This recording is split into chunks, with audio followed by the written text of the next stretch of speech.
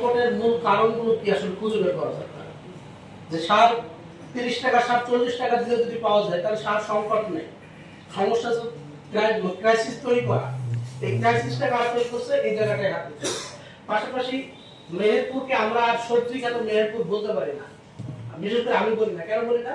তাহলে আপনি মেহেরপুর থেকে এদিকে কাতুরি যাবেন, এদিকে ডাঙ্গি যাবেন, শুধু তামাক আর তামাক দেখবেন আগামী মাস থেকে।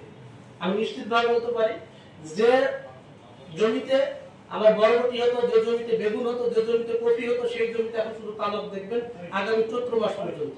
তাহলে তামাকের এই বরাদ্দের সার কোথা থেকে আসছে? তামাক কোম্পানিগুলোর সার আসলে তারা কিনে নিয়ে আসছে বাড়ি থেকে, কোথা থেকে নিয়ে আসছে?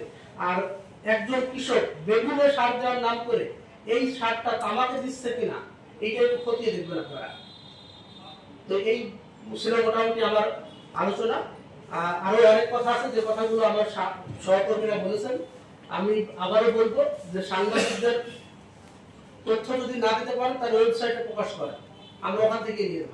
আপনাদেরও দেওয়া কষ্ট হবে না, আমাদেরও নেওয়া কষ্ট হবে, যার যেমন খুশি সে ওখান থেকে নিয়ে কাজ করতে হবে। যেমন করে আমরা ভোটের সময় হলফনামাগুলো পেয়ে থাকি, একইভাবে যদি আমরা তথ্যগুলো পেতে পারি তাহলে আমাদের কাজ করা সুবিধা হবে, আপনারাও ভোগান্তি আপনাদেরও এই ডিস্টার্ব থেকে আপনারাও রক্ষা পাবেন। ধন্যবাদ।